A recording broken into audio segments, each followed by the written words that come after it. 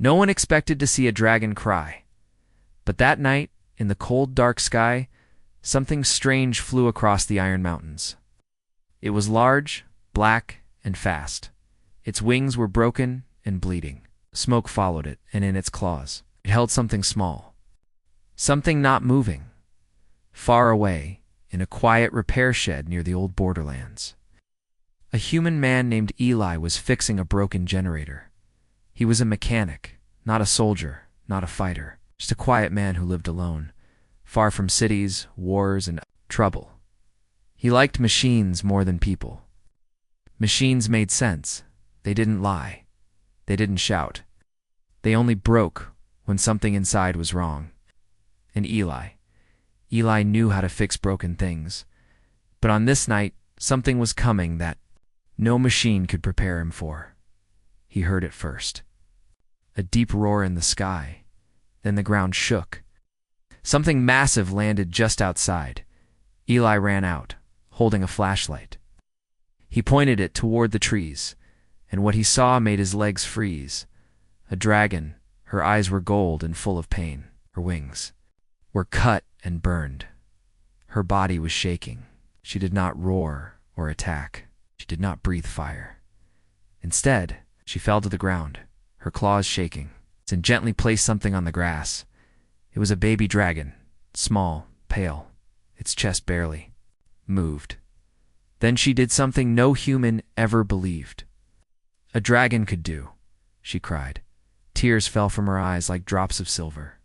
Her voice did not come from her mouth, but from deep inside Eli's head. She was speaking through his thoughts. Please, human. Help my son. He is dying. Eli could not move. His heart pounded. His hands shook. He had read about dragons. They were dangerous, wild, and filled with hate for humans. They had burned cities in the war. They were the enemy. But the dragon in front of him, she was not a monster. She was a mother, and her baby was dying. Eli dropped to his knees beside the small dragon. He didn't know why. Maybe it was the tears. Maybe it was the way the mother looked at him, not like a beast, but like someone begging for help. He looked at the baby. Its chest had metal under the skin, not just flesh. There were wires. A small glowing piece near its heart. Is HE a part machine? Eli asked. The dragon nodded. Her voice entered his mind again. We are old. Our bodies are not only bone. We carry metal and light inside. My son's heart. It is damaged, Eli swallowed. I fix machines, not lives. You fix broken things, she whispered. My son is broken. Please. Eli stood up and ran inside. He grabbed his old metal box full of wires, tools, nanogel, and an old med scanner. His hands moved fast, even though his mind was full of fear. He didn't know dragon biology, but he saw the problem. The small metal heart inside the baby dragon was sparking. One side had shut down. The energy flow was blocked. He scanned it. Pulses dropping. He needs a full charge, Eli said. The mother dragon, her name was Shara, watched. Closely, she did not move. She only stared at her son. His power unit is fried, and the wound. The damage is bad, Eli said. Shara lowered her head. She showed him an image inside his mind. It was like a movie. She had been flying over the edge of the Forbidden Zone with her son Kale, when a group of human poachers attacked. They shot plasma nets, illegal weapons. They wanted dragon blood. Sells for a high price in black markets. Shara had fought back. She burned one ship, crashed another, but Kale was hit. She escaped and flew as fast as she could. She had heard of one human who lived alone, a human who fixed broken things, a human who had saved a forest robot years ago. That human was Eli, so she came. It was her only hope. Eli stared at her. He still could not believe it. You trust me? He asked. Shara nodded. Eli sighed. Then I'll try. He knelt again and cleaned the wound with nanogel. The baby dragon hissed in pain. His eyes blinked, weak and slow. You're strong, Eli whispered. Just hold on. Connected a small wire to the heart's power node. Then another two. The pulse reader flew. His heart is trying, but it's too weak, Eli said. He thought fast. I need a power source. Something strong, something steady. Shara looked at him. Use my flame. What? My flame. It holds the power of stars. It can power cities. Use it to charge his heart. Eli stared at her. One wrong move, and I die. One right move, and he lives. Eli grabbed his backup energy coil, placed it in front of her mouth. It was old. It might not hold the fire. Are you sure? He asked. I am a mother, she said. I have no other choice. Shara opened her jaws. Inside her throat, a light began to grow blue and gold and burning like the sun. She aimed it at the coil. Eli held it steady. The flame hit the coil. It glowed, screamed, and sparked like lightning. Eli's hands burned, but he didn't let go. He took the charged wire and placed it gently into the heart port on Kale's chest. 4. A moment, nothing happened. Then the baby dragon's body shook. His wings lifted a little. His eyes opened just a little. A small breath came out. Weak, soft, but alive. Shara gasped, Kale. The baby looked up at her. Then he looked at Eli. And in that moment, something strange happened. Kale reached out a tiny claw and touched Eli's hand. Eli froze. Tears came to his eyes, too. I think he knows I helped him. But the joy didn't last long. A loud sound filled the air. Ships, engines, lights flashing through the trees. Eli turned and saw them black ships with red marks. Poachers. They followed your trail, he said. Shara growled. Her wings opened, but she was weak. Kale was even weaker. Eli stood up. We don't have time. We need to hide. But it was too late. The first ship landed. Men in armor stepped out. They had weapons. They saw the dragons. Jackpot. One of them shouted.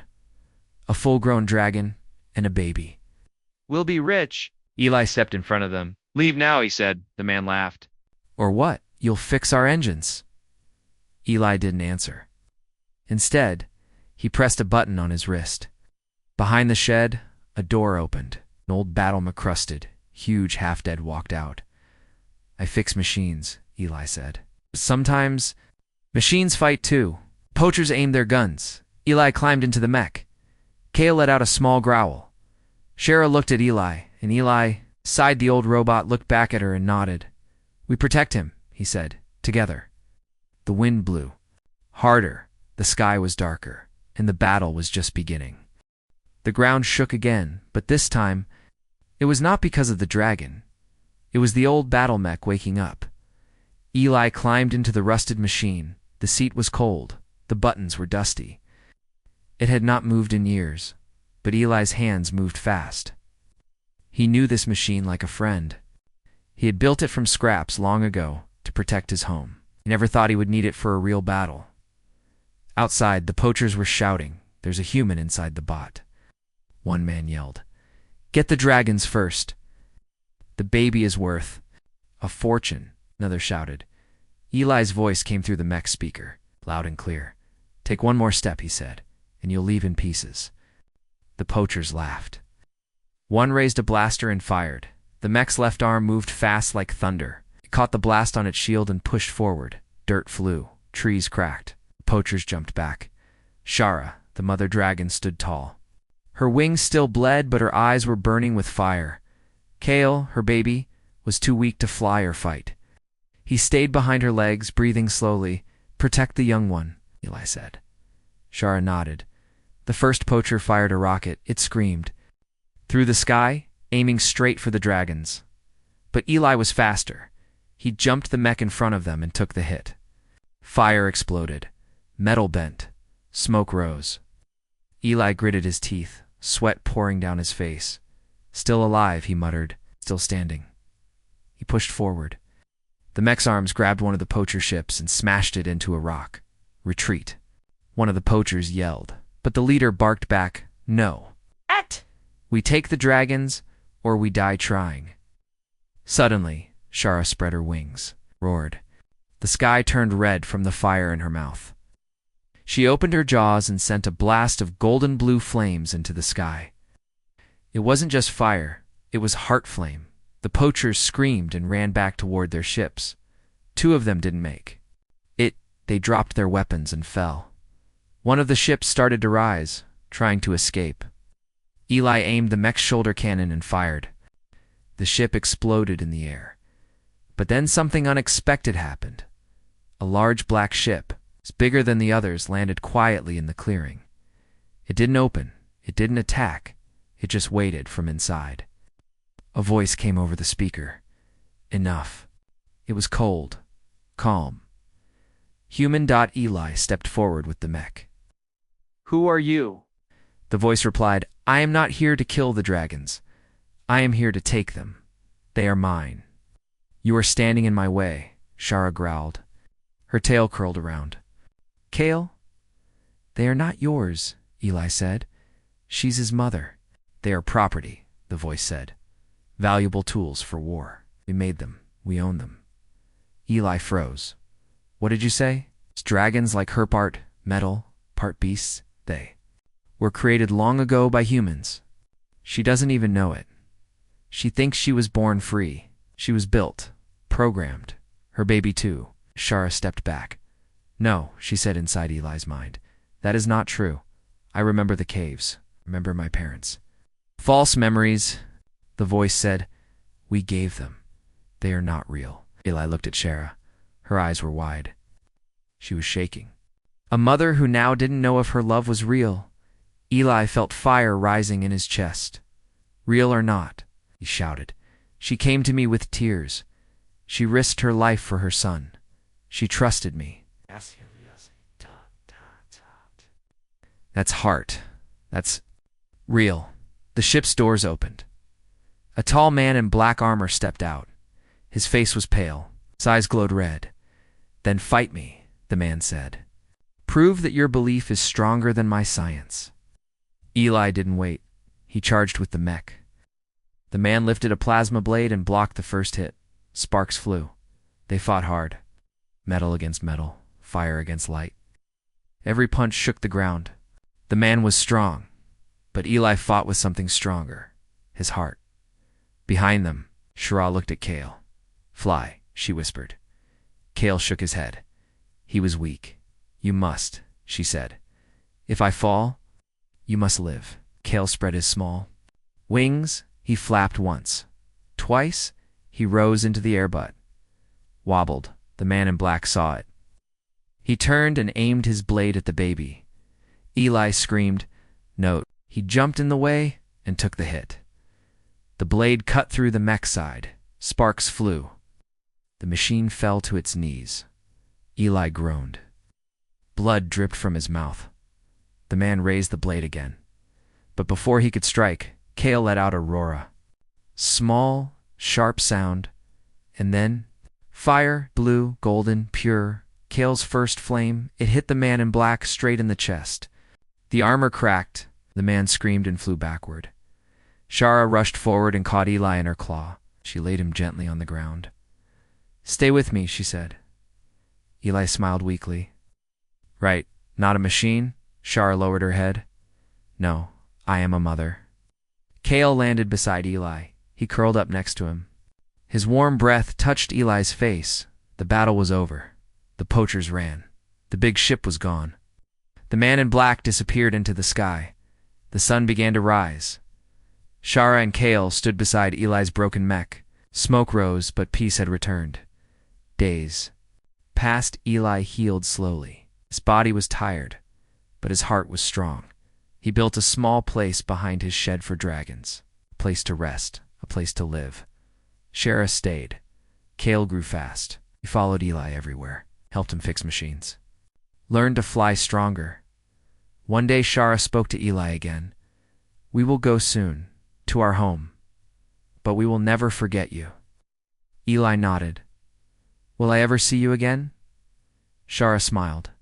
When dragons cry, they cry only for those they love. And when they fly, they carry memories. We will carry you always. Kale nuzzled Eli's hand. Eli looked at the sky, and for the first time in years, he felt something warm inside hope. He had fixed many broken things, but this time, something else was fixed too. A bond, a truth, that even in a galaxy full of metal and war, love could still be real, and sometimes it could come from a dragon's tear.